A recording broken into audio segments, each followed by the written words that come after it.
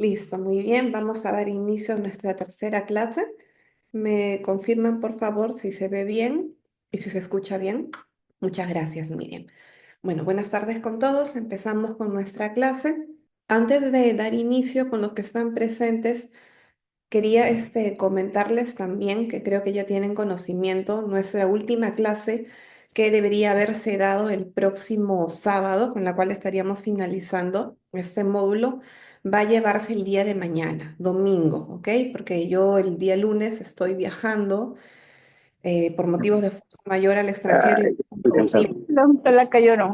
me es imposible conectarme por la diferencia horaria, entonces, y por los temas de la señal también. Entonces vamos a tener que adelantar nuestra clase para mañana, domingo, a las 4 de la tarde. El horario se mantiene, solo estamos adelantando la clase, ¿está bien? Y bueno, entonces vamos a continuar con esta clase número 3. Recuerden que estamos viendo la necesidad de la atención temprana en lenguaje. Hemos visto en las clases anteriores, primero, por qué se da la atención temprana en lenguaje. Hemos visto algunas pautas, ¿verdad? De algunas actividades prácticas en función al modelo de trabajo propuesto por dos autores.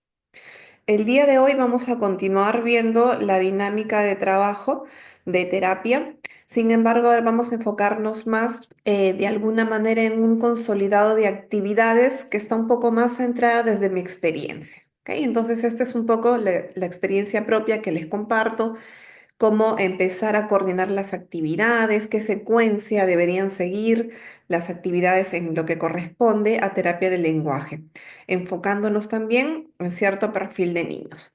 Ahora, la atención temprana también se justifica desde el punto de vista que habíamos hablado, ya también comentado un poco acerca de qué es lo que está pasando actualmente, ¿no? Nosotros, quienes son maestros, quienes son terapeutas del lenguaje, llegan a consulta o llegan a aula niños con un desempeño en su lenguaje inferior a lo esperado para su edad. Entonces, en ese sentido, vemos la necesidad de una intervención temprana, no solamente en los niños que llegan a estos espacios y nosotros notamos que el desarrollo del lenguaje no está acorde a su edad cronológica, sino también en niños pequeños, niños de 2, de 3 años que ya deberían tener ciertas habilidades, pero que no se encuentran con ese desempeño. Entonces hay que intervenir de manera temprana e incluso hay muchas actividades que vamos a ver ahora, sobre todo relacionadas con la parte fonológica que pueden trabajarse tranquilamente desde aula, incluso sin la necesidad de un diagnóstico o un trastorno como tal. Hay muchas habilidades fonológicas que deberían trabajarse y seguramente algunas maestras también quizás aplican varias de las actividades que vamos a ver hoy desde el jardín. Entonces eso es muy importante. Ahora, ¿por qué se justifica la intervención temprana? Recordemos que nosotros vamos a tener un perfil de niños pequeños que se denominan hablantes tardíos, que esto ya habíamos comentado un poco, ¿verdad? Estos hablantes tardíos van a presentar solamente un retraso del vocabulario expresivo, manteniendo intacta la comprensión. Recuerdo que me consultaban un poco acerca de este perfil, entonces nosotros hablamos o nos referimos a un hablante. Hay un audio abierto, por favor. Gracias. Nos referimos a un hablante tardío y tengan en cuenta esta característica. Este indicador es sumamente importante. Cuando solamente presentan un retraso en el vocabulario expresivo, pero vemos que la comprensión se mantiene más o menos estable. Vamos a ver que también hay ciertos criterios que van a modificarse un poquito dependiendo de los autores y del marco teórico que se siga. Ahora, sin embargo, algunos hablantes tardíos también pueden presentar retrasos en la comprensión del lenguaje y hay que ver allí, porque dependiendo de si el niño presenta dificultades solamente a nivel expresivo o si Estaban, más ¿qué pasa? Que o mi si suegra aparece bien y me dice, ay, vamos a hecho recoger el sonido, que no suban el sé audio, por qué, favor, a ver si están por ahí. que no sé qué. ¿Qué Ya. hacen? Toda la mañana hasta la tarde la señora ya sabía Estoy cerrando el todo. audio porque no Y había una escucho. comadre, mi mamá también ya había venido, mi papá también ya había venido, pues, para Pupina. Bien, como les comentaba, dependiendo del perfil del niño, vamos a tener mayor preocupación o también mayores indicadores de que se trate de algo más complejo que va a ir más allá de un inicio tardío del lenguaje. Entonces, vamos a conocer este, entre comillas, diagnóstico, ¿ok?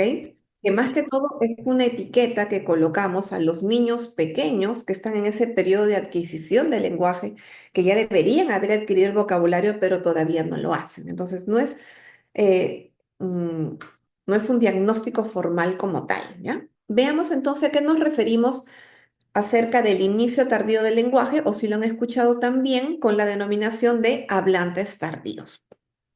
Vamos a tener ciertos niños que vamos a denominar comprendedores tardíos. Con esas estadísticas hay que estar atentos. El 29% de niños con retraso expresivo también presentan problemas comprensivos. Es decir, que de estos niños que van a tener entre 1 año y medio y antes de los 2 años y todavía no hablan o hablan muy poquitas palabras, 3, 5 palabras, vamos a denominarlos hablantes tardíos. De este 29% de niños en esas edades, recuerden, 1 año y medio y máximo 2 años, que no hablan o hablan muy poco, va a haber un 29% que además de no hablar van a tener algún tipo de dificultad en la parte comprensiva. Y los vamos a denominar comprendedores tardíos. A estos comprendedores tardíos permanecen retrasados con respecto a los que solo presentan retraso en la expresión. Es decir, que frente a este grupo de niños en la edad que les acabo de comentar, que no están hablando, va a haber cierto grupo de niños que además de no hablar tienen dificultades en la comprensión. Definitivamente este grupo también va a presentar un desempeño inferior frente al grupo que solamente tiene dificultades en la parte expresiva. ¿Qué es lo que pasa? Que muchos de estos niños que denominamos hablantes tardíos tienen una recuperación espontánea, ¿no?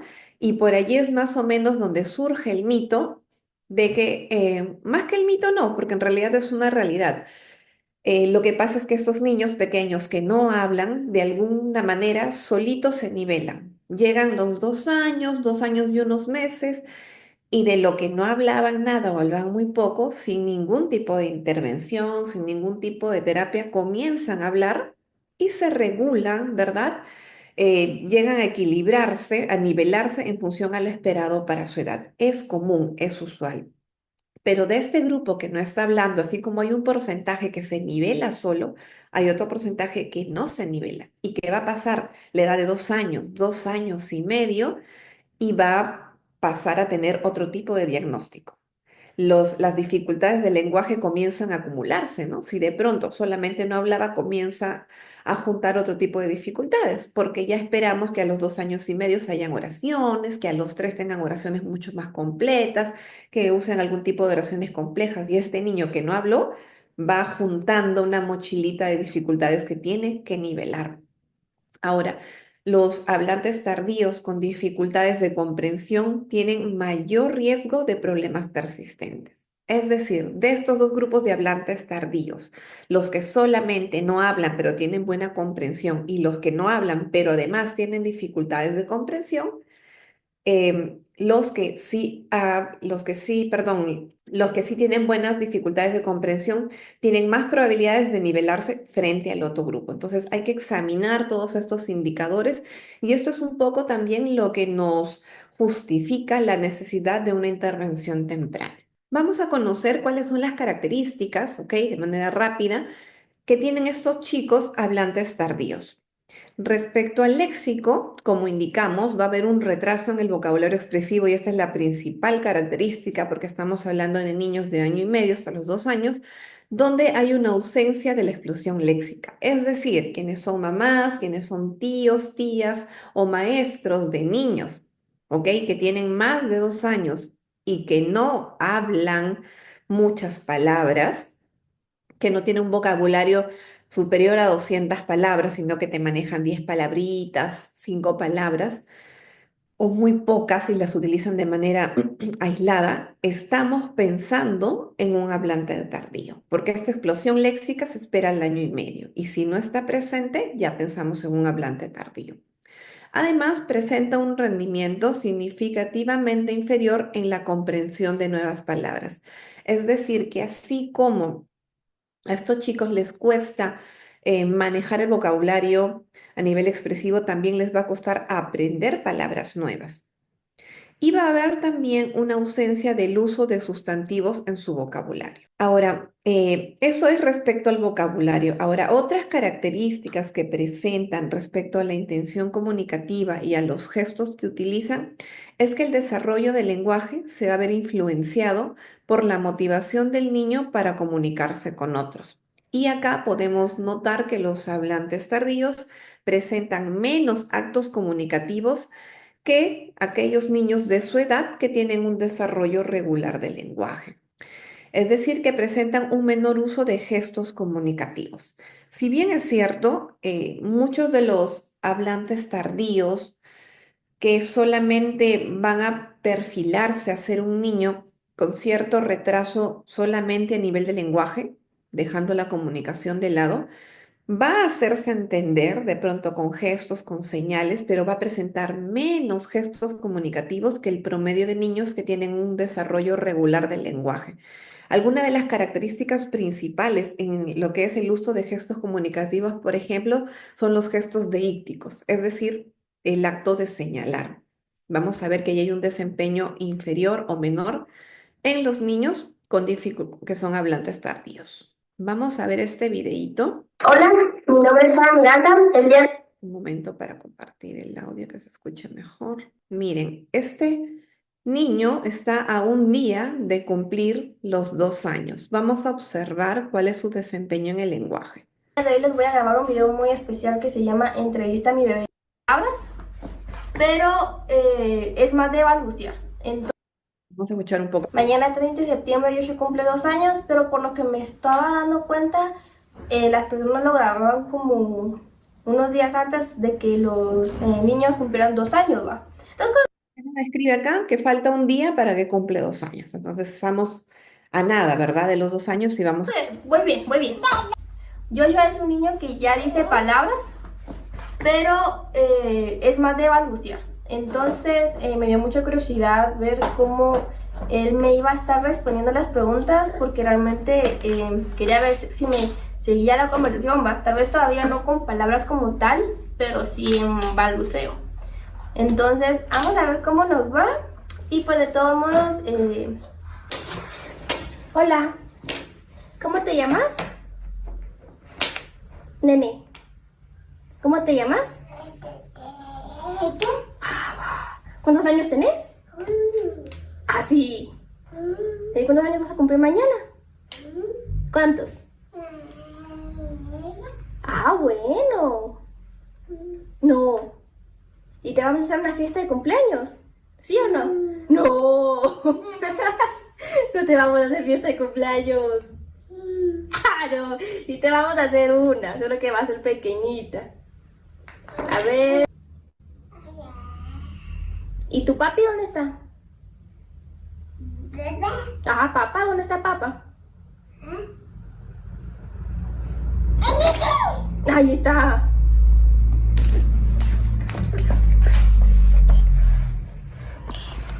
¿Está? ¿Dónde? Ah, en el trabajo. ¿Qué cosa? Ah, ya sé que está viendo.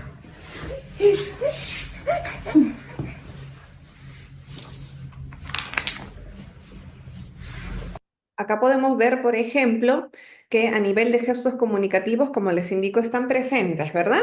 Señala, ¿no? Hay a nivel de comunicación. Ahora, muy bien. Ahora, respecto a lo que es el desarrollo, principalmente en su vocabulario, ¿qué es lo que han podido observar? Está a un día de cumplir 2 años. ¿Han encontrado palabras? ¿Cuántas palabras? E incluso con lo poco que hemos podido ver, ¿qué se puede inferir acerca de su vocabulario? Buenas tardes, licenciada. Lo que he podido observar en el video es que el niño, en cuanto a expresión del lenguaje, prácticamente para el año que ya, 2 años que ya está cumpliendo, no se está expresando bien, ¿no? En cuanto al entendimiento del lenguaje, o sea, le dicen cumpleaños, ya vas a cumplirlo, sí lo entiende, pero no puede expresar lo que él quiere hablar, balbucea y eso es prácticamente un nivel de un niño de 6 a 8 meses, inclusive se podría decir, ¿no? Porque ya se espera que a ese nivel de 2 años el niño ya pueda decir mamá, papá o quiero comer esto, pero con pocas dificultades, ¿no? Pero ya se le entiende un poco. En este caso, el niño, como le digo, lo que yo puedo observar es que está en un nivel de 8 a 9 meses, donde apenas dice baba, mamá y algunas cosas, palabras que poco se puede entender también. Exacto, John, muchísimas gracias. Excelente observación. Tal cual, comparto totalmente contigo. Algún inconveniente que tenemos en este sentido es que de alguna manera se ha normalizado esto en los niños pequeños. Se cree que es esperado que los niños se comuniquen así y no. Un niño de 2 años, porque está a un día de cumplir los 2 años, ya debe hablar palabras. Si bien es cierto a nivel de pronunciación quizás no se entiendan muy bien, ya debería estar allí algunas palabras más básicas. En el momento en el que repite papá, porque la mamá le dice, le da el modelo, ¿no? Tu papá va a hacer tal cosa, ni siquiera la palabra papá está articulada con precisión, dice babá, ¿no? Un sonido allí un poco impreciso. Y exacto, coincido contigo también. Prácticamente balbucea, no hay palabras que se comprendan como tal, no hay ni siquiera palabras sueltas. Y este tipo de comunicación es de un niño menor de 10 meses, de 10 meses hacia abajo, 9, 8, ¿no? Ya estamos pensando que cerca del año el niño ya dice algunas palabritas. O sea, al año el niño tiene que comenzar a decir agua, papá, mamá, ese, eche, no sé, leche, que quizás con sus dificultades de pronunciación, ¿no? Leche, mesa, etcétera, para que al año y medio aprenda un montón de palabras en la explosión léxica, ¿no? Que es prácticamente parece mágico. Es decir, que frente a este video que acabamos de observar, hay un niño que ya es un hablante tardío. No es un niño con un desarrollo regular, si es lo que se cree muchas veces. Estamos mal acostumbrados a, de alguna manera, a pensar que el desarrollo del lenguaje esperado es de esta manera y no, un niño de 2 años ya habla. 2 años y medio ya hacen oraciones que se comprenden. Estaba buscando un video, no lo tengo acá, de niños, que son videos míos, de niños con un desarrollo típico del lenguaje, donde vemos a una niña de 1 año, 3 meses, no lo tengo, pero les cuento un poco para contrastar con este pequeño, donde se le hace varias preguntas y no te responde con palabritas, ¿ah? Sino responde ya juntando palabras, donde se le pregunta, ¿qué le gusta hacer a tu papá? Y dice, es muy gracioso, ¿no? Porque la comprensión también está buena. Dice, tocar batería. Ok, no, pero ¿qué más le gusta hacer? Comer, ¿no? Qué gracioso que ella piense que el papá le gusta comer. Come y dice en lugar de comer, pero hasta la producción es un poco más comprensible, a diferencia de este pequeño que prácticamente solo balbucea. Hay una parte incluso donde la mamá repite o le da forma a lo que el niño está diciendo, pero creo que lo está infiriendo, porque a nivel de producción fonética no se comprende muy bien lo que dice.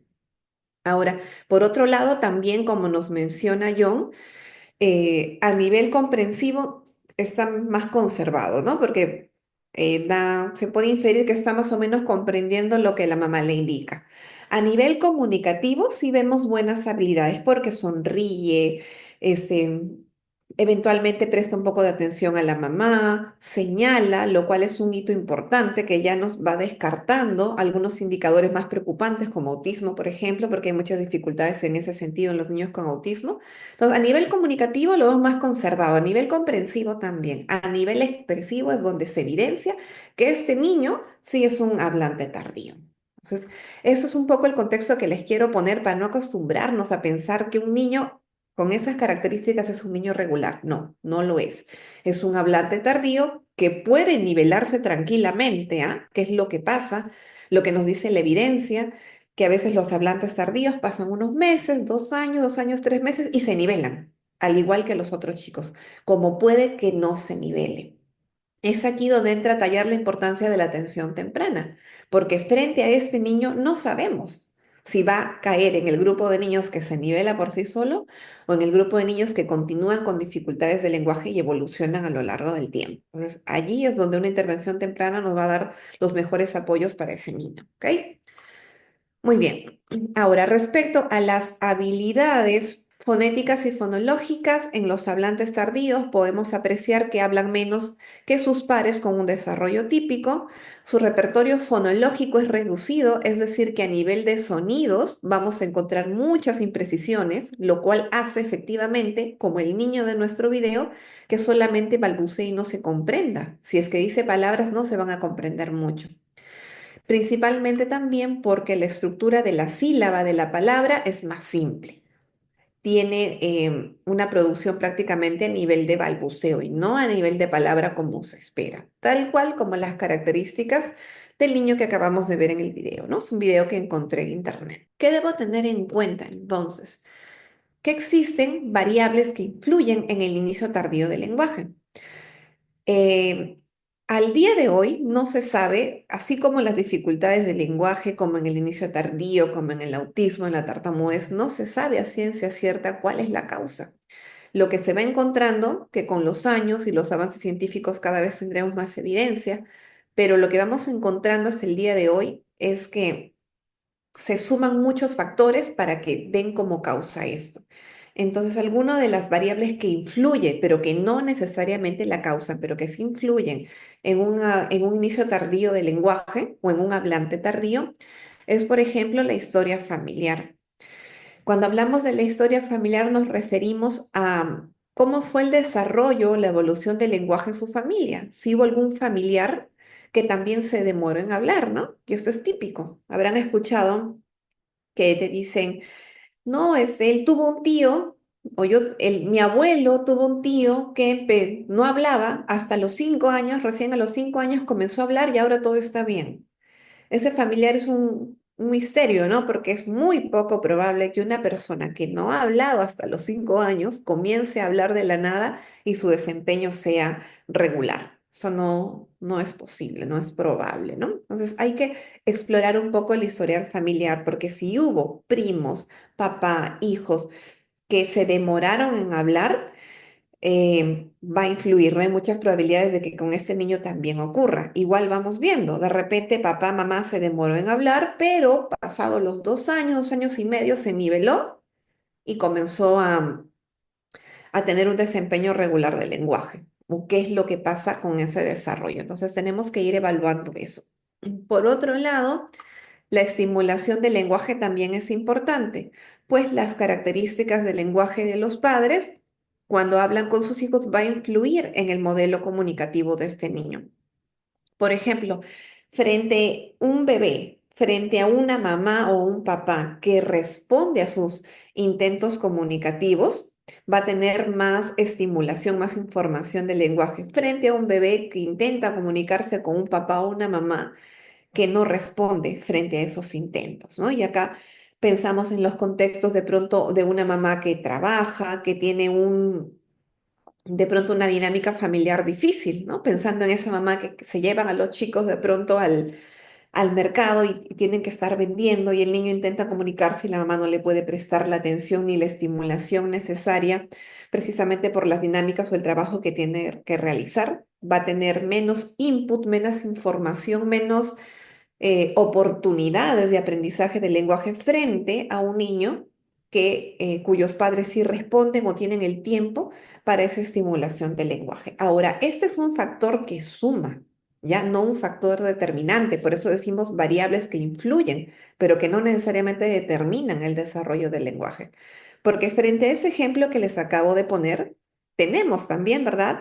A la mamá que lleva al mercado al hijo y comienza a vender todas las cosas, no le presta mucha atención, pero tú escuchas a ese niño y habla como un loro, ¿no? Pasa también. Entonces, por eso es importante considerar todas las variables. Por otro lado, tenemos al estrés parental, porque el elevado estrés que sufren los padres se asocia con una disminución en el grado de disponibilidad hacia sus hijos. Un papá que está estresado o está cansado no va a estar tan disponible a interactuar, a brindar modelos comunicativos, que ojo, estos modelos comunicativos no se brindan de manera consciente, es parte de nuestra interacción, pero un papá cansado, estresado, no va a tener tanta disposición a compartir tiempo que sirve como input, como modelo del lenguaje, ¿bien? Y también el nivel de educación materna. El nivel de educación materna se relaciona directamente con el grado de estimulación que se le brinda a su hijo, ¿no? Hay estudios que indican que dependiendo del grado de instrucción que tiene la mamá principalmente, quien suele ser el cuidador principal muchas veces, no siempre, pero sí muchas veces, es el modelo directo del desarrollo del lenguaje. Entonces, en ese sentido, la instrucción sí influye. Muy bien, aquí vamos a ver a una niña de 2 años para contrastar con el otro pequeño.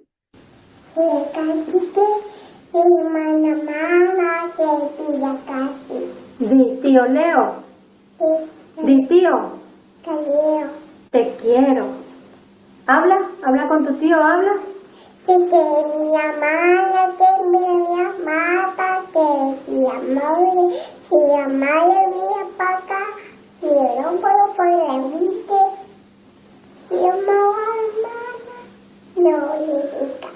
Muy bien, bravo.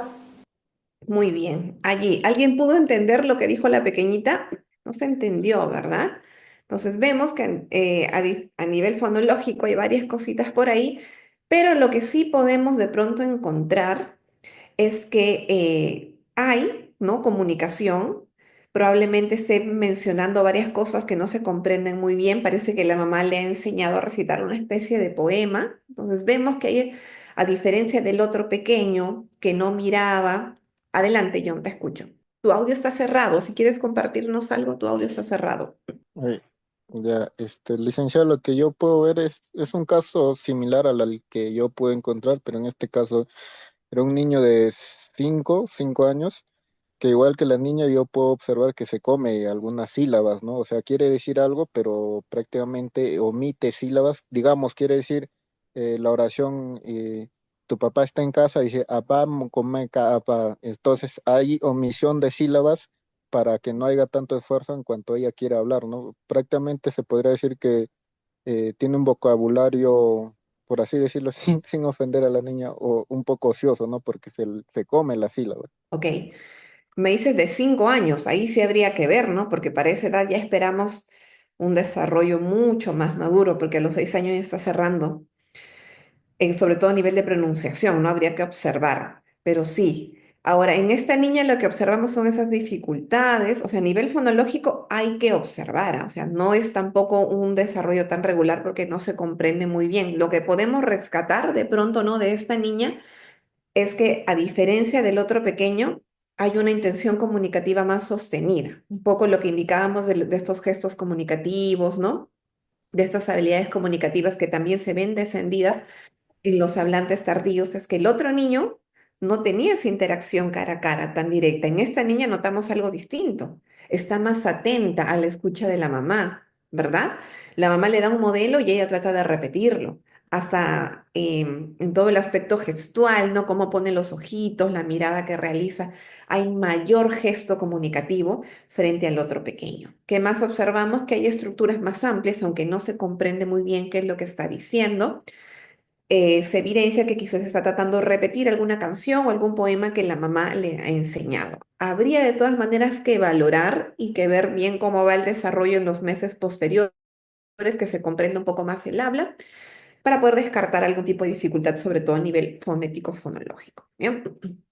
Entonces, a este punto vamos a tener dos situaciones importantes a cotejar. Primero, niños con inicio tardío del lenguaje que en algún momento alcanzan la normalidad en un tiempo más o menos corto. Un poco lo que les indicaba, ¿no? Pasan los 2 años, pasan unos mesecitos y se nivela, todo por arte de magia.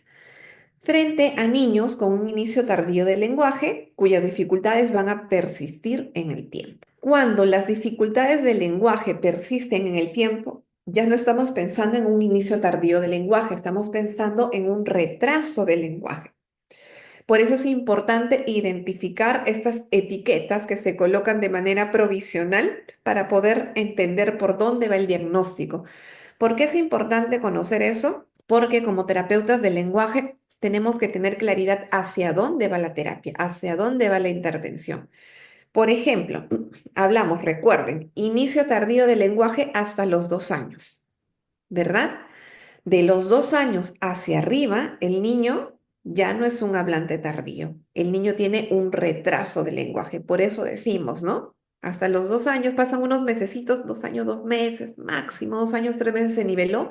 Bien, si no se niveló, esa etiqueta diagnóstica provisional de hablante tardío, donde teníamos de alguna manera esperanzas de que se nivele por sí solo o que con la estimulación que estoy dando se ayude a nivelar más rápido, las posibilidades disminuyen y la etiqueta diagnóstica cambia a un retraso del lenguaje.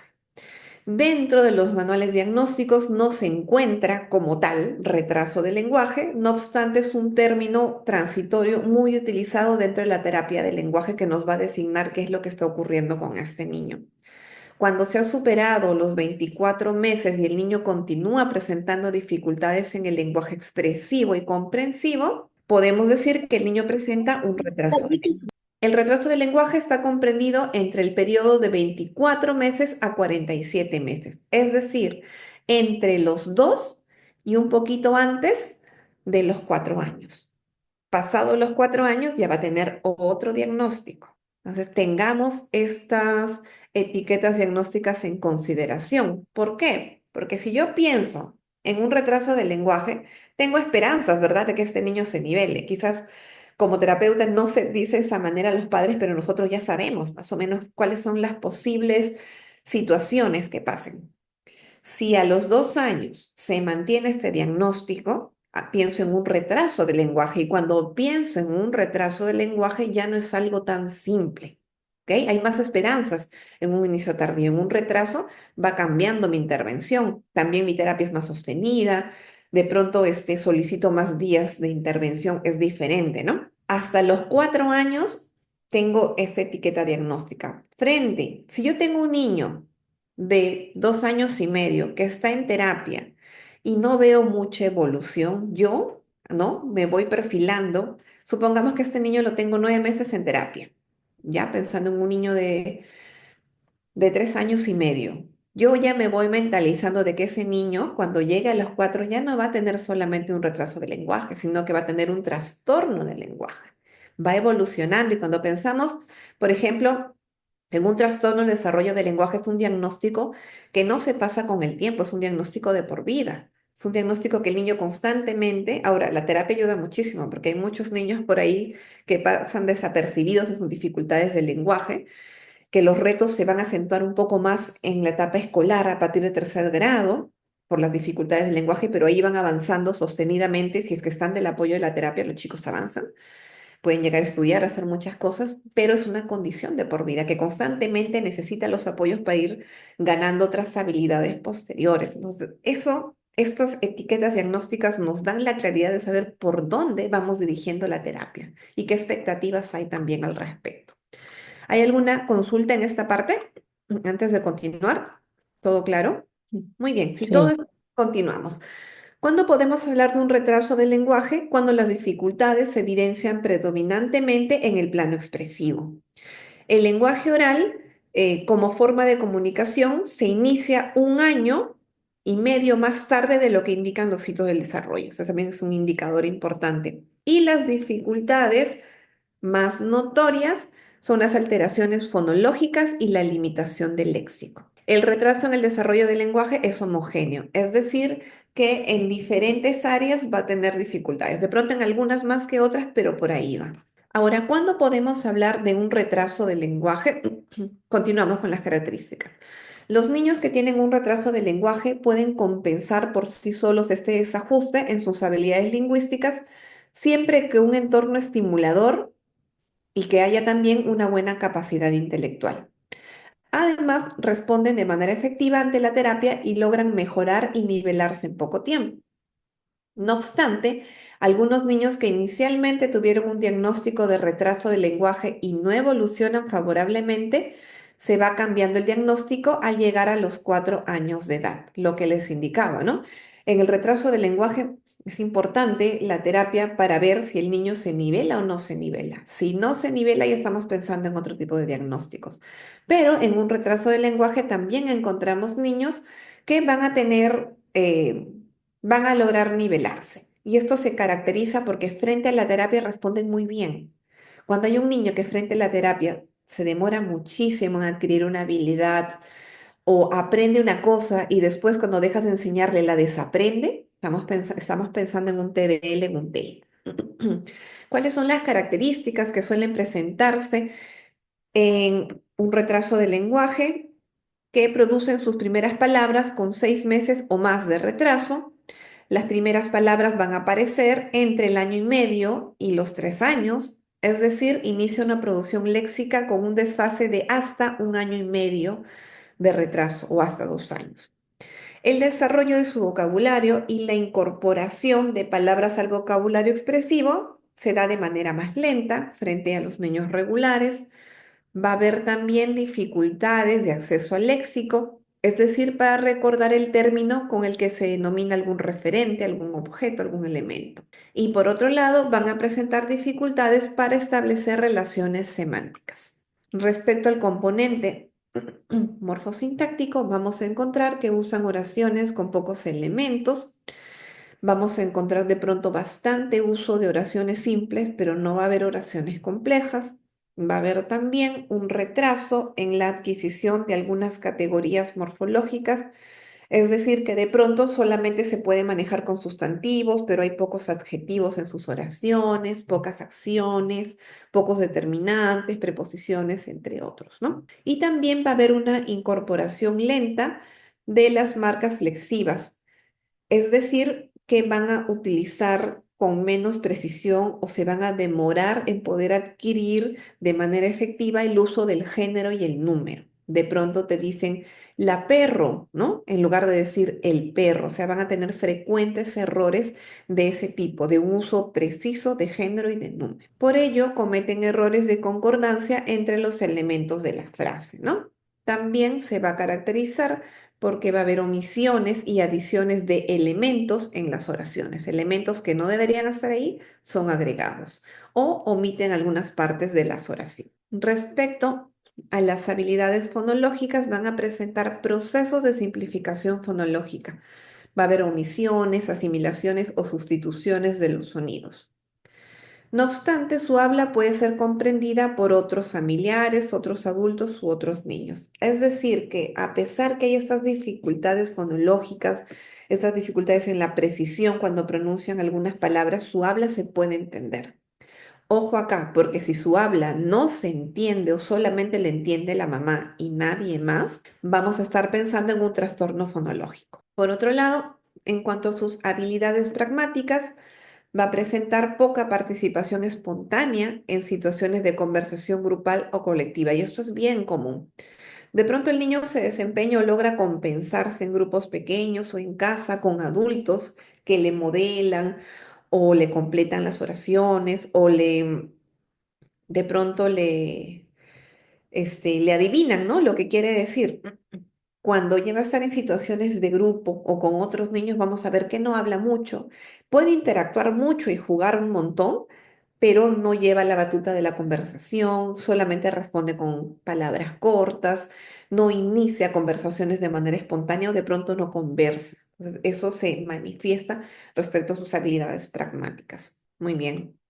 Entonces, tenemos que aprender a establecer de manera adecuada un diagnóstico diferencial cuando hablamos de un inicio tardío del lenguaje y cuando estamos pensando en un retraso del lenguaje. Básicamente nos vamos a guiar por la edad.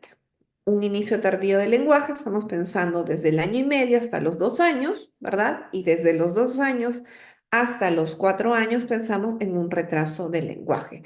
Por allí hay ciertos diagnósticos que también se van a poder tomar en cuenta, porque de repente no solamente tengo que eh, hacer el diagnóstico diferencial entre inicio tardío y retraso del lenguaje, sino voy a estar pensando en un autismo, en un trastorno fonológico o en otras situaciones, ¿no? Pero principalmente ahora estamos haciendo este deslinde entre inicio tardío y retraso del lenguaje, ¿bien? Porque cuando hablamos de otras características van a presentar otros indicadores. En autismo, por ejemplo, las dificultades son evidentes a nivel de comunicación. Entonces, ¿qué consideraciones debemos tener en la intervención, sobre todo con hablantes tardíos? Si estamos hablando de hablantes tardíos o en retraso del lenguaje, de niños que no tienen, no usan, no manejan el vocabulario de palabras, Ya hemos visto varias estrategias, ¿ok?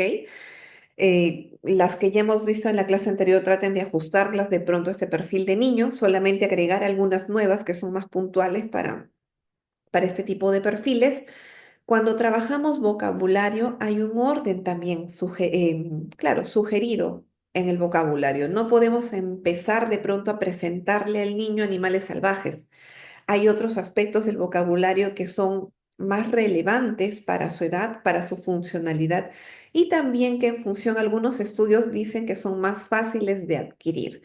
Por ejemplo, podemos empezar enseñando el vocabulario de miembros de la familia, es decir, mamá, papá, ¿no? Hermano, hermana, abuelo, dependiendo de su contexto, ¿no? Enseñar también las partes del cuerpo, empezar por el esquema corporal, enseñar vocabulario de animales, de frutas, de alimentos, de juguetes, de prendas de vestir y a la par que se va enseñando desde aquí, desde partes del cuerpo hasta prendas de vestir, a la par siempre debemos ir trabajando acciones o vocabulario de verbos. ¿Por qué? Porque nosotros buscamos que el niño si bien es cierto, el niño no tiene palabras y nuestro primer objetivo va a ser que emita palabras sueltas y muchas, el objetivo a la larga, ¿verdad? Es que el niño se comunique a través de una oración. Y las oraciones de nuestro idioma, como ustedes saben, tienen esta estructura de sujeto, verbo, objeto, ¿no? El sujeto es un sustantivo y todo lo que estamos viendo acá tiene la categoría de sustantivos, ¿verdad? Papá, mamá son sustantivos. Mano, cabeza, ojo, pie son sustantivos. Caballo, gato, perro, sustantivos. Fresa, sustantivos. Alimentos son sustantivos. Juguetes y prendas de vestir también. Entonces, con esa parte estamos cubriendo muy bien los sustantivos. Sujeto, verbo, objeto. Cuando hablamos de verbos y de acciones, este vocabulario también debe estar presente. Entonces, no se recomienda esperar trabajar todo partes del cuerpo, todo animales, frutas, alimentos, juguetes, prendas y vestir para recién trabajar verbos, sino que vamos trabajando a la par. Trabajo partes del cuerpo, voy agregando algunos verbos. Animales, voy agregando otros verbos. ¿Para qué? Para tener todos los recursos necesarios. Una vez que el niño complete vocabulario, empezar a trabajar morfosintaxis. Va a tener todos los recursos. ¿Qué materiales y recursos podemos utilizar? Tarjetas. Entonces, ¿qué material deben tener ustedes siempre básico dentro de la terapia del lenguaje? Siempre tarjetas. ¿Ok? De preferencia de imágenes reales. Si se dan cuenta, estas tarjetitas de acá son animales reales, ¿verdad? Perro, gato, todos son imágenes reales. Entonces, la tarjeta, las características que debe tener es de preferencia, si no hay, bueno, que sean dibujos, pero de preferencia imágenes reales presentadas en fondo blanco. Es recomendable que no lleve el nombre escrito. Por ejemplo, acá no dice perro, no dice gato. Si quieren colocar un nombre, lo colocan al reverso de la tarjeta. Para ciertos niños no va a haber mayor dificultad con estas características, pero para niños que tienen dificultades adicionales, ¿ok? Como dificultades de comunicación, dificultades de atención, este tipo de pautas como las imágenes reales y que el fondo sea blanco y que no estén escritas, sí marca la diferencia, ¿no? Estamos dándole los mayores recursos para que aprendan con mayor facilidad. Otra cosa también, estas tarjetas no solo nos va a servir para un niño, nos va a servir para todos nuestros usuarios de terapia. Y cuando pensamos en niños con dificultades de comunicación o niños con autismo, sí marca la pauta que la imagen sea real, que también debemos tener en todo en miniatura. Todo lo que vamos a trabajar en nuestro vocabulario que hemos visto, animales, prendas de vestir, frutas, partes del cuerpo, no se puede de pronto, al menos que tengas una muñeca, ¿ok? Pero sí se requiere tenerlo, así como lo vamos a tener en tarjeta, tenerlo también en objetos en miniatura. Entonces, en ese sentido, podemos tener nuestros animales, por acá tengo algunos, ¿no? Bueno, este es un poco grande, pero tengo de estos pequeños, tener los animales, incluso categorizados, ¿no? Animales de la granja, animales marinos, animales salvajes, todos en miniatura y en concreto. Tener también las prendas de vestir, que usamos las de las muñecas, ¿no? De los muñecos que son prendas chiquitas, tener personas que representan la familia, tener frutas, alimentos de juguete, prendas de vestir, entre otros elementos. Debemos tener, eso es básico en la terapia. ¿Qué más? Juegos de mesa. Los juegos de mesa son lo máximo y si ustedes se acostumbran a utilizarlos les va a servir absolutamente para todo. Con un juego de mesa se puede trabajar todo. Si tenemos bien en claro qué es lo que queremos trabajar en terapia, podemos utilizar diversos juegos de mesa. También es importante tener cuentos, pero cuentos sencillos. En un momento voy a traer un cuento para mostrarles. Por ejemplo, ustedes ven este cuento, que es el mismo que está acá.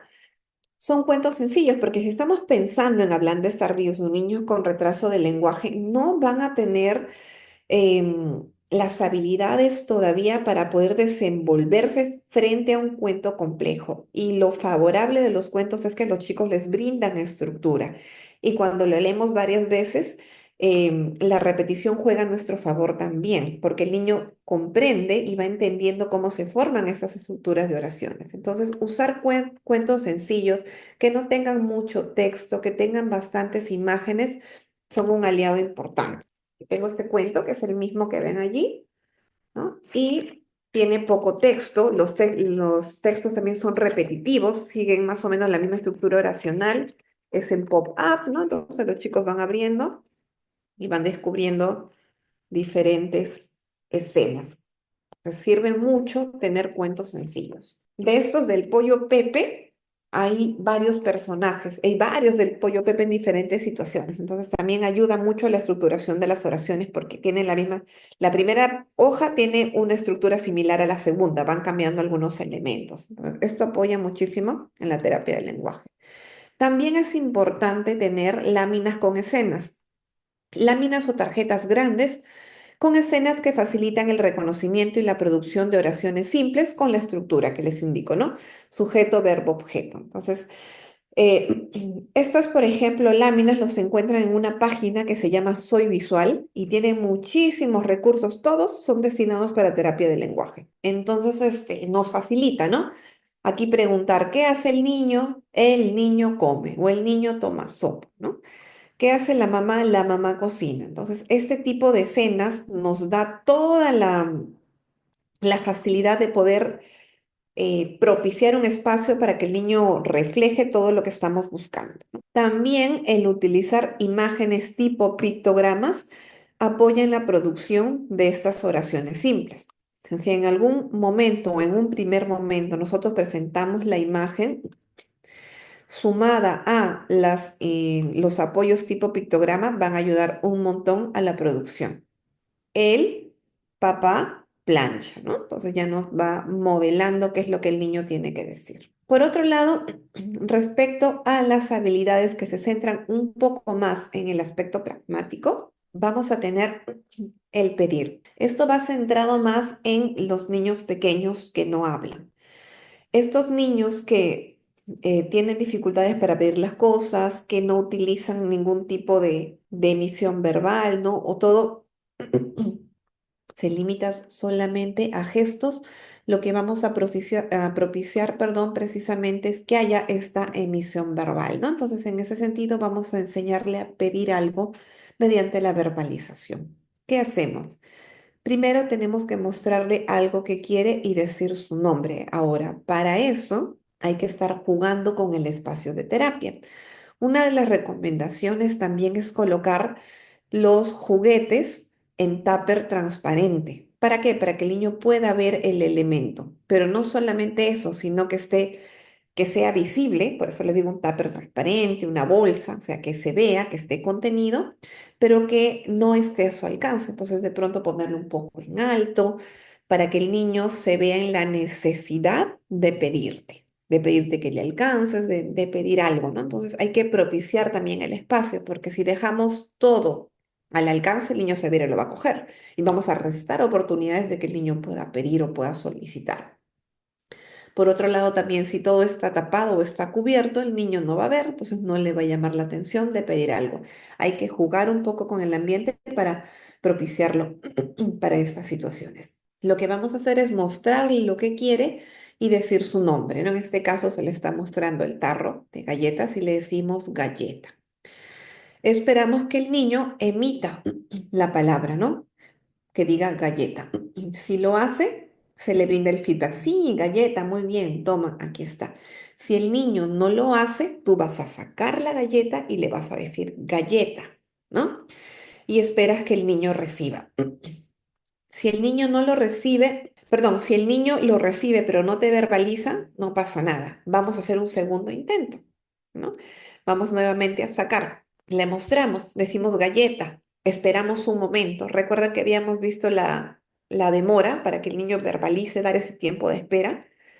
Si el niño no dice nada en esos segundos, vamos a sacar la galleta y se la vamos a mostrar, pero no se la vamos a entregar. Y vamos a esperar que el niño lo diga. Si no lo dice, se le modela galleta y esperamos que el niño lo diga.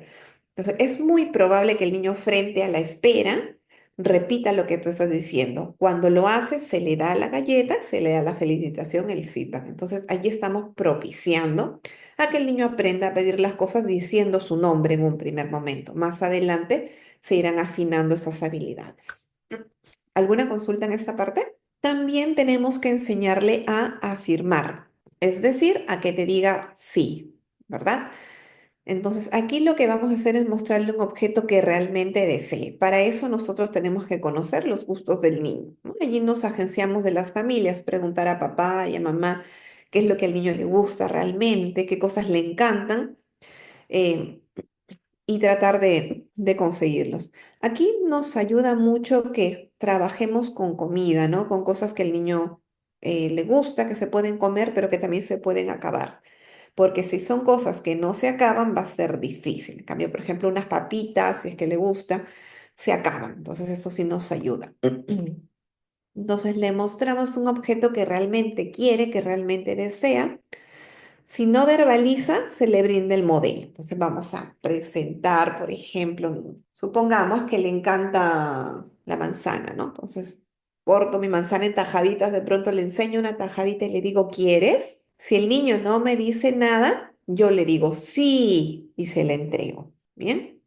Nos podemos también apoyar de pictogramas. De pronto le digo sí y le muestro el pictograma así para que relacione y comprenda la utilidad de esta frase. Lo mismo, ¿no? Voy modelando. A la segunda, ¿quieres?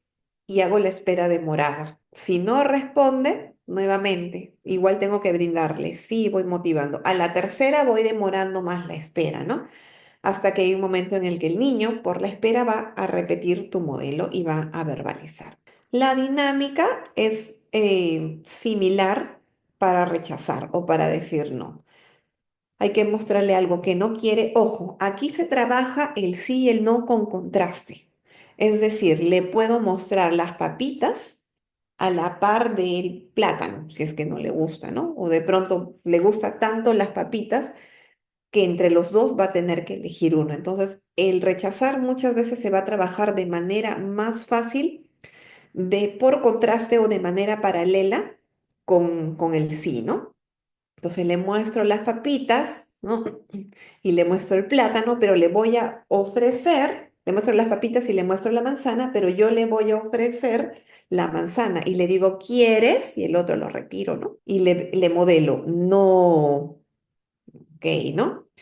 De pronto le enseño el otro, ¿quieres? Sí, y le entrego. Entonces voy haciendo ese contraste entre los dos para ir modelando la respuesta del niño. Así aprende a aceptar y también a rechazar, es decir, a utilizar el sí y el no. De igual manera, aquí me puedo apoyar de algunos pictogramas. Estos pictogramas son ejemplos de los que son más sencillos a utilizar. Ojo también, si utilizo un pictograma siempre tiene que ser el mismo. No es recomendable mostrarle un día este y al otro día este y luego el otro, ¿no? Sino mantener el mismo pictograma a lo largo de toda la intervención. Muy bien, vamos a hacer un pequeño break de 5 minutitos, por favor. Regresamos en 5 minutos para continuar con la clase. Rosana, no la había visto antes. Respecto a lo que me preguntas, en caso haya problemas de hiperapego con los papás, ¿se trabaja a la par la parte conductual o se prioriza la parte conductual? Esa es una buena pregunta porque hay profesionales que indican que primero el niño tiene que pasar, ¿verdad?, por conducta para luego trabajar lenguaje. Sin embargo, yo considero que se deben llevar las dos intervenciones de manera conjunta, porque si el niño no tiene recursos a nivel lingüístico, las dificultades a nivel conductual se van a exacerbar mucho más. Entonces, tiene que ir trabajando las dos cosas a la par. Si bien es cierto, la parte conductual le atañe al psicólogo especialista en conducta, hay algunas actividades que como terapeutas del lenguaje podemos estructurar dentro de la sesión que ayudan muchísimo y ahí me han servido un montón. Algunos de los casos, por ejemplo, cuando tenemos niños pequeños, usualmente entre el año, bueno, entre los 2 años y los 3 años, que son los chicos que comúnmente llegan a terapia, a veces de 4 más, no tanto, ¿no? Pero entre 2 y 3 años, muchas veces los chicos les cuesta entrar solo al consultorio y es totalmente comprensible, también es parte de la edad. Algunas de las cosas que podemos utilizar son las aproximaciones sucesivas dentro del espacio de terapia. ¿Qué hacemos? Vamos a tener una silla destinada para el papá. Ojo, recomiendo que esta silla no sea una silla pequeñita, sino una silla grande. Entonces, el papá puede estar en sesión, pero va a estar en su silla y no lo sientes en la mesa. Tú tienes tu mesa de trabajo, aquí estás tu niño, ¿no? ¿Verdad? Tú y tu niño, siéntalo un poquito el costadito al lado. Me ha pasado con un niño que tenía bastantes dificultades para poder estar lejos de la mamá, que el niño con el brazo estirado llevaba la sesión, tocando a la mamá, pero la mamá estaba a su lado, pero no sentada en la misma mesa. Poco a poco yo fui sacando, alejando la silla dentro del mismo consultorio. La silla la llevaba un poquito más lejos. Obviamente pasaron algunas sesiones tú vas tanteando, ¿no? Luego la silla más cerca de la puerta. Luego la silla, la puerta abierta y la silla en todo el espacio de la puerta y el consultorio. Luego la silla fuera del consultorio con la puerta abierta, ¿no? Lo iba alejando la silla hasta que un momento en el que el niño ya entendía o de pronto se acostumbró a que la mamá estaba allí, solo que estaba fuera, comencé a cerrar la puerta. Y eventualmente el niño ya me duraba varios minutos en sesión, 15 minutos, y luego quería salir a buscar a la mamá. Entonces íbamos de la mano, buscaba a la mamá, la saludaba y retornaba. O sea que en un momento me trabajaba los 40 minutos de corrido solo. ¿Fue largo? Fue un poco largo, eso habrá durado un mes y medio, quizás 2 meses, en todo ese proceso, pero después de 2 meses aprendió a trabajar solo dentro de sesión. Además que era un niño de 2 años, 8 meses, 2 años, 10 meses más o menos, tenía menos de 3. Entonces sí le costó, ¿no? Pero eso nos puede servir de pronto, porque ¿qué hace uno, verdad? En esta situación donde quieres trabajar, pero el niño no puede estar y no podemos tener al papá dentro de sesión todo el tiempo. O sea, hay que ver, ¿no? Cómo se van ajustando los perfiles. Esto puede servir. Por otro lado, también a nivel conductual, recomiendo tratar de ubicar la mesa en una posición estratégica para nosotros. Cuando tengo niños que se mueven mucho, que se paran constantemente, que, que de pronto quieren salir del salón, coloco mi mesa hacia una esquinita. Entonces el niño al verse en la esquina, ¿verdad? Tú colocas la mesa, si se para, no puede salir. Pegas la mesa hacia un lado, ¿no? No puede salir, tiene que pasar por ti. Entonces ya te da un poco más de manejo físico, no para obligarlo, obviamente, pero de pronto lo coges de la mano y tú tienes el control de la situación. ¿Quieres salir? Ven, dame la mano, vamos juntos, no que salga corriendo. Entonces, esas cosas hay que ir acostumbrándolo porque es el manejo que uno tiene como terapeuta. Si bien es cierto, la parte conductual le atañe al psicólogo de conducta, estas cosas nos sirven a nosotros porque es muy distinto ver en terapia a un niño que sale corriendo y un terapeuta que no tiene ningún tipo de control, a un niño que quiere salir, pero sale de la mano de su terapeuta, ¿no? O sea, definitivamente ustedes, de pronto como padres, a qué profesional le van a ver más manejo. Entonces, esas cosas tenemos que ir estructurándolas, ¿no? Acostumbrando a manejarlas hasta que tengan más habilidades también en la parte conductual que debemos tenerlas como terapeutas. Finalmente trabajamos con niños. ¿Ok? ¿Tienen alguna consulta al respecto? Si no, para continuar con la clase. Vamos a ver ahora cómo modelamos el pedido de ayuda. Para esto hay que planificar situaciones donde el niño requiera ayuda. Se denominan comúnmente como situaciones de boicot. ¿Qué podemos hacer? Por ejemplo, si el niño hay un juguete que le gusta mucho, tapar bien el tupper, ¿no? Duro para que no pueda abrirlo solo y se ve la necesidad de pedirte ayuda. ¿Qué más podríamos hacer? No sé, si hay una caja o le gusta abrir cosas, meter cositas dentro de cajas y sellar bien la caja, ¿no? Ponle bastante cinta para que no pueda abrirla solo o sola y requiera de ayuda. Entonces hay que planificar estas situaciones, ¿no? No es del momento. Si tú vas a trabajar pedidos de ayuda, tienes que planificar las actividades que vas a hacer en terapia. Si no, te van a quedar muy cortas. De pronto, con el sí y el no, hay más recursos, ¿no? Que tú vas encontrando en tu espacio de trabajo, pero con los pedidos de ayuda sí requiere que anteriormente planifiques estas situaciones para que el niño pueda pedir ayuda. Esperas por alguna conducta, entonces le vas a dar el tupper bien cerrado con tus plastilinas favoritas, ¿no? Y lo pones ahí, el niño lo va a coger, va a intentar abrirlo. Tienes primero que esperar si el niño realiza algún tipo de conducta. Si no lo hace, tú le vas a brindar el modelo verbal o le enseñas posteriormente la imagen para que recuerde, ¿no? Un primer momento le vas a dar el modelo verbal, que puede ser acompañado o no del pictograma, y le vas a decir ayuda, ¿ok? Ayuda, y coges y lo abres y le entregas. Entonces tiene que haber una respuesta inmediata frente al modelo verbal. No podemos demorar mucho estos dos momentos. Entonces no puedes tú abrirlo y después de un rato decir ayuda. Tiene que darse en simultáneo. Tiene que el niño relacionar esa verbalización con esa conducta. ¿Ok? Posteriormente, para otras situaciones donde le des la otra plastilina que quiere abrir de pronto, vas modelando eso y en alguna tercera o cuarta oportunidad le muestras el pictograma para que el niño recuerde que tiene que verbalizar algo y así vas modelando los pedidos de ayuda. Respecto a solicitar descanso, el aprendizaje de esta habilidad se da en un contexto natural.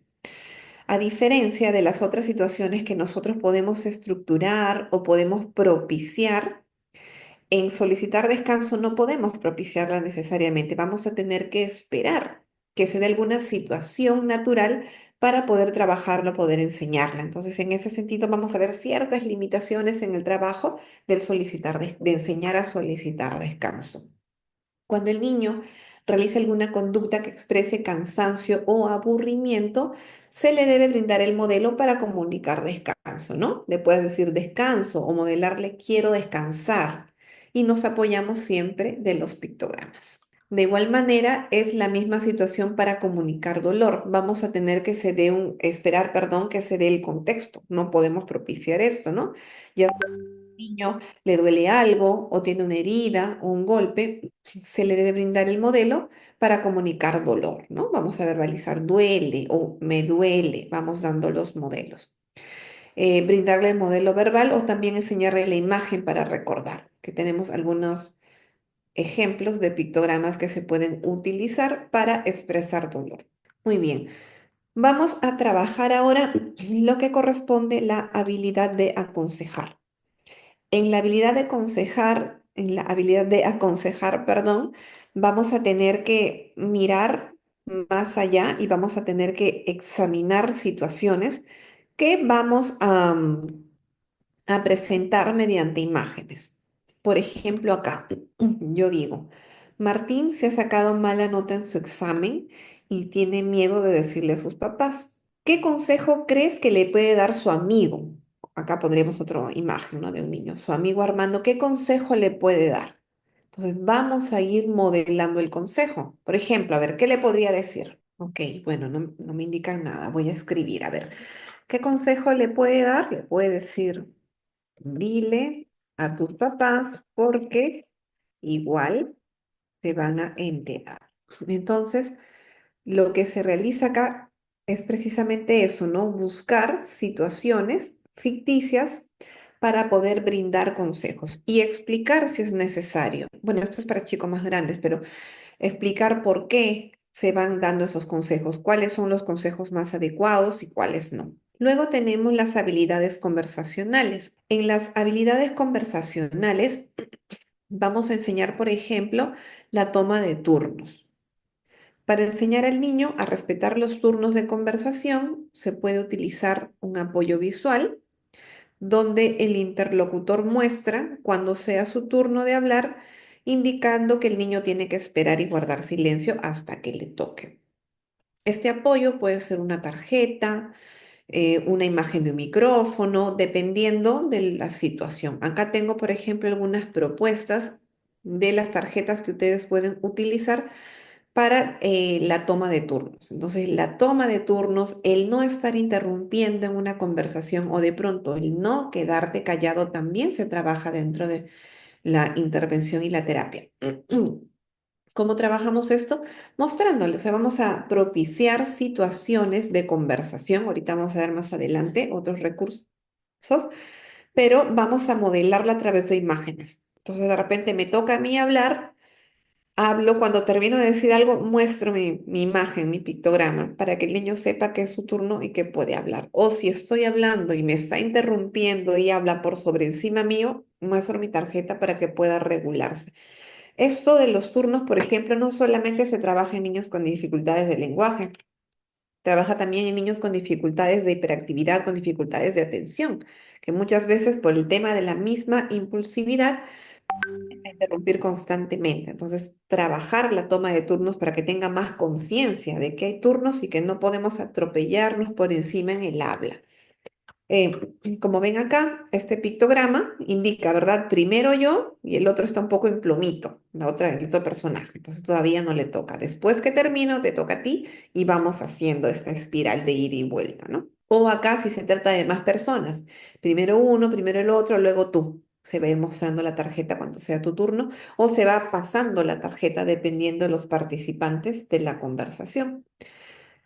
Acá también tenemos otra tarjeta o podemos usar dos tarjetas. Una te toca a ti, me toca a mí y vamos levantando la tarjeta dependiendo de la toma de turno. Por otro lado, además del turno, también tenemos la habilidad de elegir o de continuar, mantenerse en la conversación dentro del mismo tópico conversacional. ¿Qué es el tópico conversacional? Es el tema principal que guía una conversación. Es decir, es acerca del tema del que estoy conversando, del que estoy hablando con otra persona. Sirve como referencia para que los interlocutores intercambien ideas, comentarios o realicen preguntas relacionadas.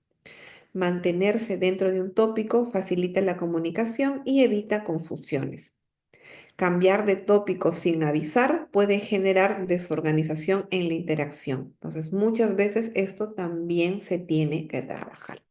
Vamos a aprender a conversar y le decimos, elige un tema para conversar. O sea, primero tenemos que empezar la conversación en función al tema de interés de nuestro niño o nuestra niña con el que estamos trabajando. Entonces le decimos, elige el tema que gustes. Y miren, acá si se dan cuenta, podemos utilizar esto como una tarjeta y vamos brindando opciones sobre los temas que quiere hablar. Puede ser de viajes, de música que le gusta, de sus videojuegos favoritos, de películas, de cosas que le asustan, de mascotas que tengan. Entonces, eliges un tópico. Entonces, vamos dando una idea de las cosas sobre las que se puede hablar. Otra cosa que recomiendo también, eh, yo dentro de terapia dedico unos 2 o 3 minutos a conversar. Si les conté, creo un poco cómo estructuro mi sesión, ¿no? Llega el niño, nos saludamos, con algunos se trabaja, con otros no, pero siempre parte de la estructura de la sesión es saludarnos, ya sea afuera cuando recibe el niño o dentro del consultorio. Después que nos saludamos, que es el primer momento de la sesión, el segundo momento de la terapia es conversar sobre algo que nos ha pasado o algo que queremos compartir. Entonces empiezo yo y les cuento algo. Te cuento y comienzo a contarle que hoy día me compré un juego nuevo y le enseño. Algo corto, nada más de 1 minuto.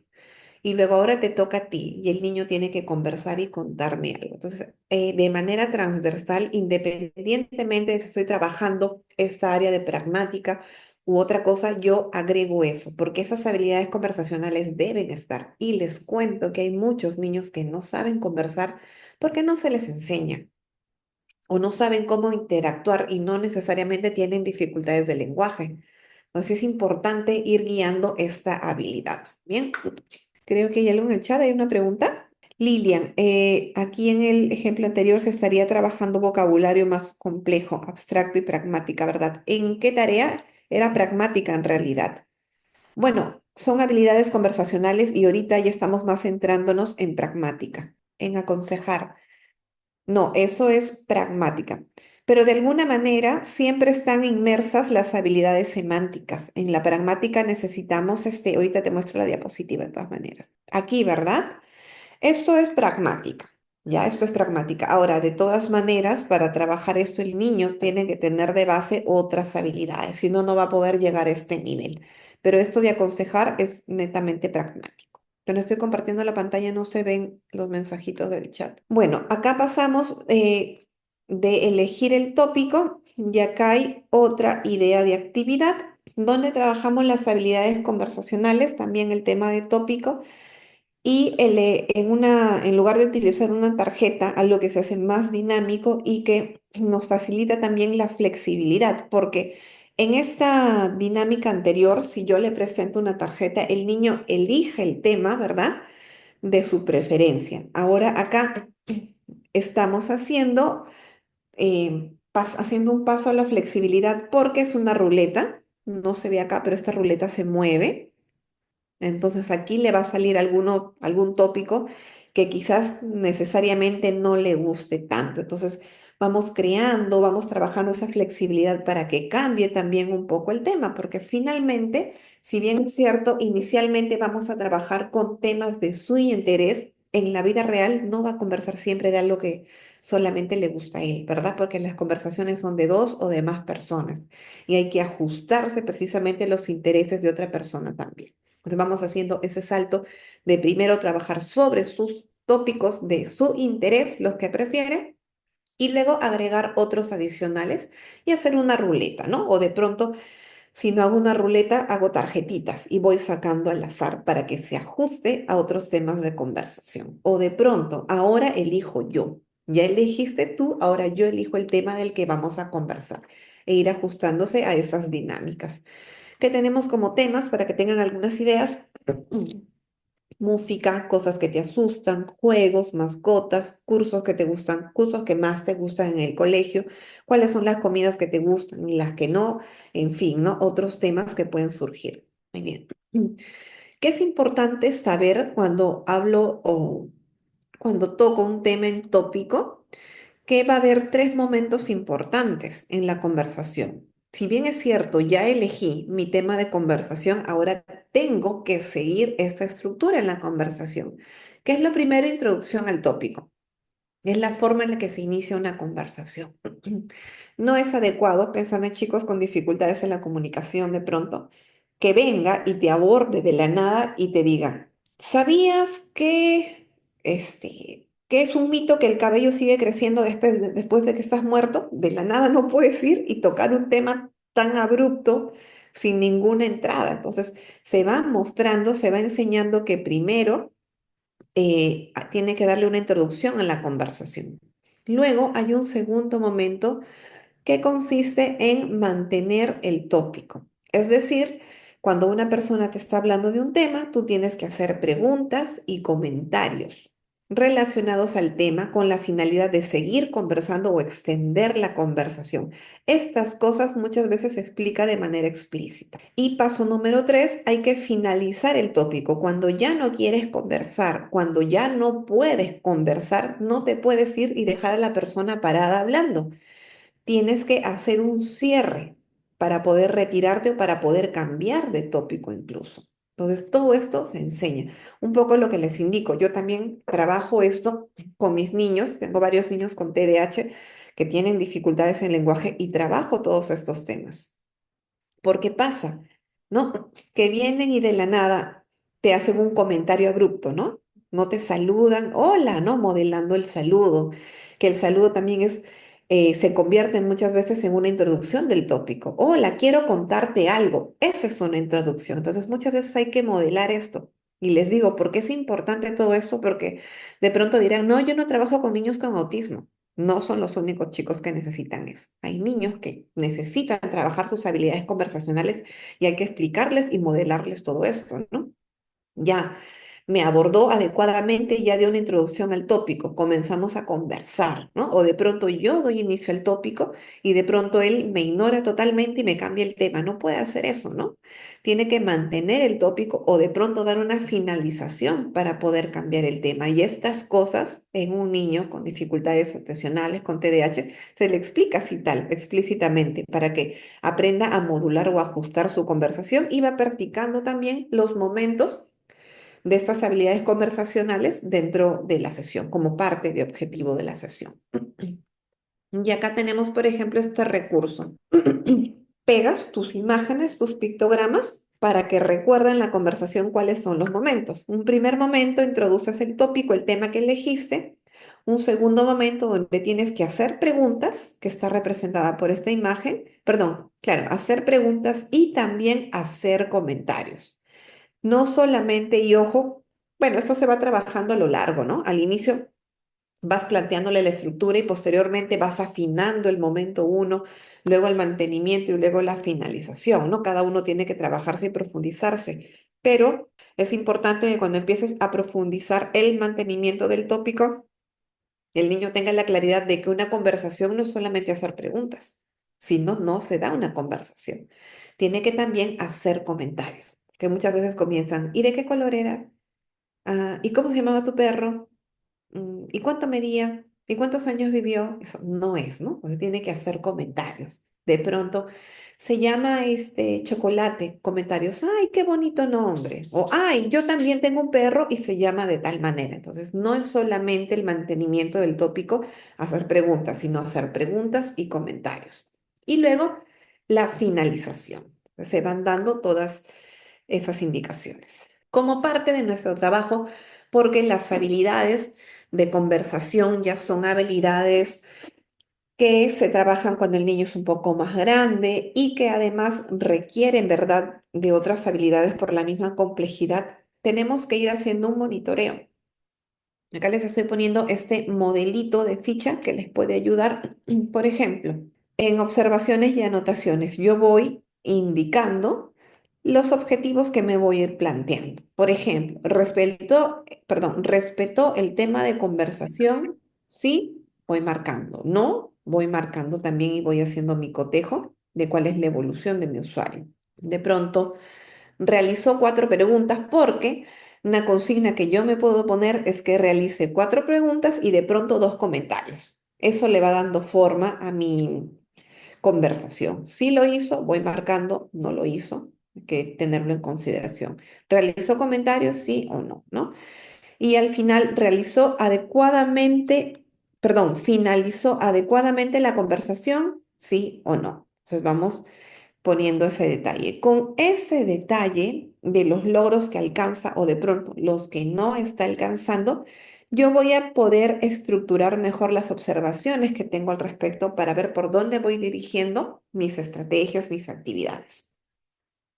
Hay un ejemplo, ¿no? Hoy se conversó con Andrés sobre el tema vacaciones. Dio respuestas largas y con información adecuada, aunque aún le cuesta mantener la coherencia y estructurar correctamente algunos elementos narrativos. En habilidades conversacionales específicas mostró mejoras.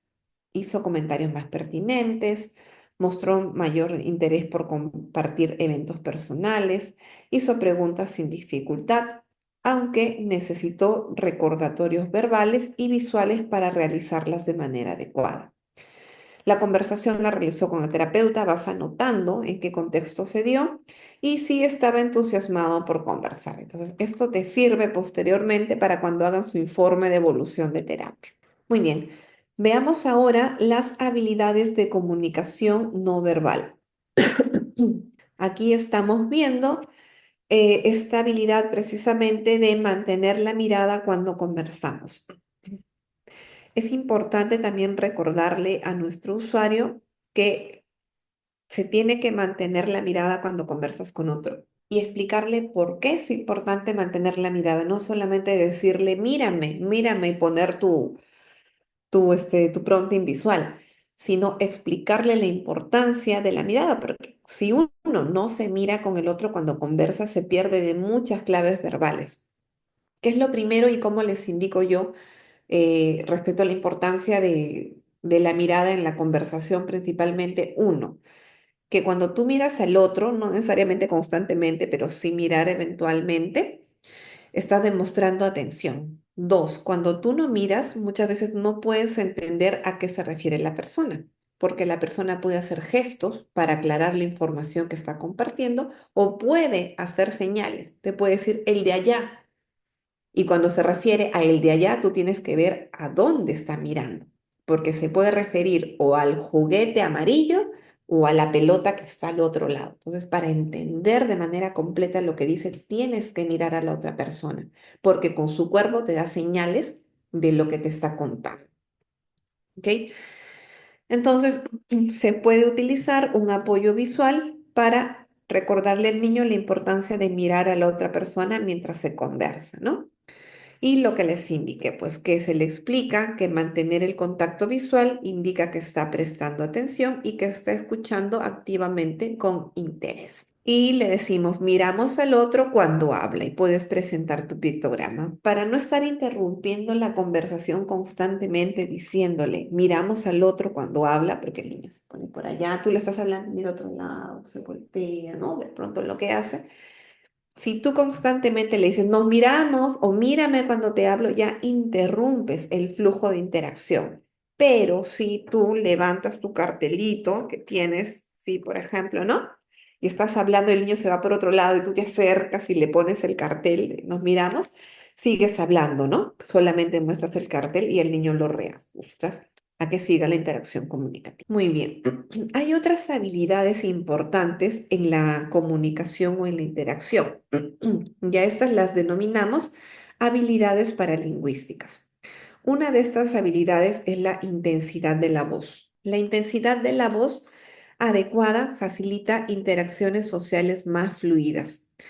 Explicarle también al niño que es importante cómo manejamos la voz y que el mensaje que nosotros queremos transmitir o lo que queremos decir puede cambiar totalmente su significado si utilizamos una intensidad de voz diferente. No es lo mismo que yo te lo diga en un tono número 2, de pronto, que es el tono, eh, perdón, un tono número 3, que es el tono de una conversación, a un tono, no sé, número 4, que es un tono que va para otros contextos.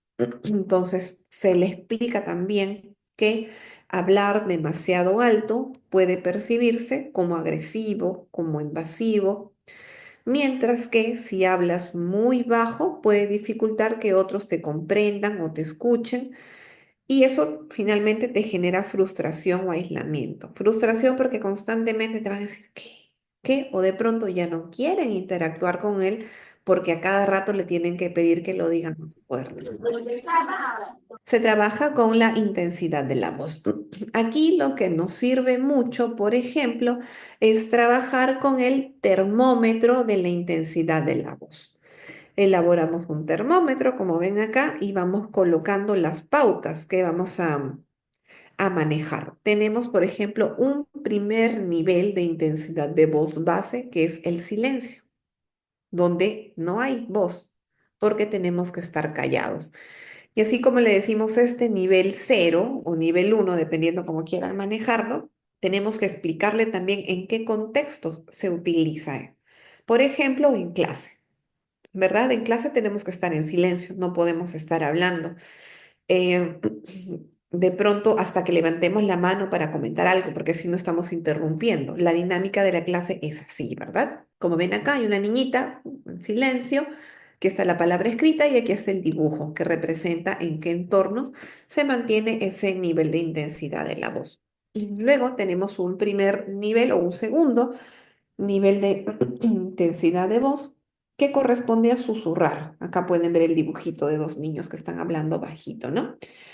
Y va a haber ciertos entornos donde sí se ajusta este nivel de intensidad de voz, como por ejemplo el cine, el teatro, una actuación en el colegio, en misa, en fin, ¿no? O sea, ustedes van buscando otros escenarios, otros contextos donde sí se debe utilizar este nivel de intensidad de voz. ¿Ok? Luego tenemos un tercer nivel, que es el nivel de conversación, donde, si se dan cuenta, yo he ubicado acá la imagen de estas dos personas conversando entre un color amarillito y un color naranja. No sé si lo logran visualizar.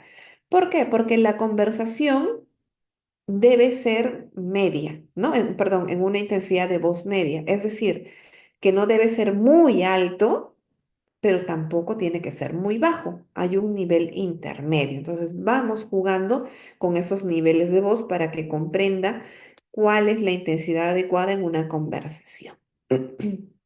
Luego vamos a mostrarle también que se utiliza una voz alta en situaciones donde estás en un entorno muy ruidoso, bueno, con una cantidad mediana de ruido, o de pronto cuando hay mucha gente, o tienes que hablar de acá hasta el otro lado del salón. Ahí no vas a utilizar un nivel de susurro ni un nivel de conversación. Requiere que eleves un poco la voz. Y finalmente tenemos el último nivel que corresponde a gritar. No es que nunca vamos a gritar, hay momentos donde sí se requiere gritar también. Por eso tenemos acá la niñita con el megáfono, ¿no? De pronto en un entorno lúdico de juegos es válido gritar, es parte de la expresividad. O si estoy en, no sé, en un tercer piso y quiero avisarle a mi amigo que está ya yéndose en el patio, casi yéndose a la puerta, que se está olvidando su lonchera, es válido gritar. Si yo digo en voz de conversación, Miguel, te olvidas tu lonchera, no te va a escuchar, pero en ese entorno sí es válido. Entonces no se trata de limitar o decirle no, no grites o no susurres, sino brindarle, utiliza el nivel de voz 3 que corresponde a conversación e ir ajustando en función al contexto que se requiera. Ahora, ojo que esto no se trabaja en una sesión, ¿no? O sea, les estoy presentando habilidades que debemos trabajar y actividades como ideas, como modelos. Pueden trabajarlo en función a su gusto, a su criterio, pueden crear sus propias actividades. Esa es la idea, ¿no? Pero ¿cuánto tiempo les tome va a depender de cada niño? O sea, no significa que en un día voy a hacer niveles de voz y en otro día prosodia. Probablemente algunas habilidades poder trabajarlas en paralelo, otras van a requerir que primero se trabaje una habilidad base para que luego se trabaje la otra. ¿Y cuánto tiempo te toma de sesión? Depende del perfil de cada niño. Hay niños que se demoran muchísimo y tienes que trabajar un montón ahí. Hay niños que avanzan más rápido, ¿no? Hay otros que avanzan rapidísimo también, dependiendo de lo que le cueste, dónde estén sus fortalezas y sus dificultades. Ahora, en cuanto a la prosodia, tengamos en cuenta que la prosodia son esas inflexiones que hacemos en la entonación de las palabras que van a ir acorde a una situación afectiva o emotiva. La prosodia es esa entonación que nosotros le damos a la voz que va a variar, ¿no? La prosodia se puede trabajar utilizando apoyos visuales que representan signos de exclamación y pregunta, acompañados de ejemplos prácticos. Este tipo de trabajo en prosodia, por ejemplo, es un trabajo básico. ¿Por qué? Porque pensando en niños con autismo, porque estamos justo en esa parte pragmática, la prosodia es bien complicada de trabajar, es una de las cosas, uno de los retos más grandes en los chicos con autismo y hay matices muy sutiles. Ahora estamos viendo una parte general de la prosodia, donde nos estamos centrando únicamente en la exclamación y en la interrogación, es decir, de alguna manera, en la emoción y en la pregunta, para poder contextualizar un poco esto y darle matices. ¿Y qué le consigna? Le doy, le digo, ¿cómo hablo al dar una orden o al expresar una sorpresa? Me guío entonces de apoyos visuales. En este caso tenemos las tarjetas, una tarjeta donde está el signo de interrogación que correspondería a las preguntas y otra tarjeta con los signos de exclamación donde voy a expresar más mis emociones, cuando estoy emocionado, cuando estoy alegre, cuando estoy enojado. Utilizo la voz de un tono diferente a cuando quiero hacer una pregunta. Entonces, estos apoyos le van a ayudar a identificar. Obviamente, previo a eso, yo tengo que estar trabajando varias situaciones donde el niño tiene que hacer preguntas, modelarle qué entonación se hace cuando haces preguntas, cómo te llamas, cuál te gusta, de qué color es la manzana, ¿no? Darle muchos modelos, asociarlos también con la tarjetita y luego otra de exclamación, ¿verdad? donde demuestres más las emociones, donde me encanta, ¿no? Me encanta, y darle todas esas señales o estas claves para que comprenda cómo va la dinámica. Que no es lo mismo decir me encanta, decir me encanta y poner esta elevación, agudizar la voz, elevar un poco. Entonces, vamos haciendo eso para que comprenda que un tipo de entonación se utiliza para un contexto y otro tipo de entonación para otros contextos diferentes. Y le decimos, ¿cómo debe sonar la voz cuando se hace una pregunta? Entonces ponemos acá, ¿no? Aquí está el niño con su gatito y el otro niño que viene a saludarlo y quiere saber cómo se llama el gato. Entonces, ¿cómo le dirá? ¿Le dirá cómo se llama o le dirá cómo se llama? O sea, ¿cuál de estas dos? O podemos agregar una tercera, ¿verdad? Que sería cómo se llama, normal, más neutra. Entonces, vamos dándole opciones primero para que vaya identificando y asociando cuál es la entonación de voz que va acorde a una situación. Obviamente, este es solo un ejemplo, tienen que presentar muchísimos ejemplos, muchísimas interacciones. Y ya vamos finalizando con la parte pragmática, me parece. Sí, ya casi. Vamos ahora con las habilidades de filtro social, ¿no? Que es una de las tareas más posteriores, más elevadas precisamente en esa parte pragmática. El filtro social se refiere a la capacidad de adaptar lo que decimos o hacemos según el contexto social y las normas culturales implícitas. Es decir, que cuando hablamos de filtro social tenemos que explicarle a nuestro usuario que tenemos que ser consciente de que no podemos decir todo lo que pensamos, ¿ya? Y por allí vamos ajustando también esta información de que no está mal la forma en la que pensamos, porque finalmente nadie puede ver, nadie puede oír nuestros pensamientos, solo tú los puedes oír.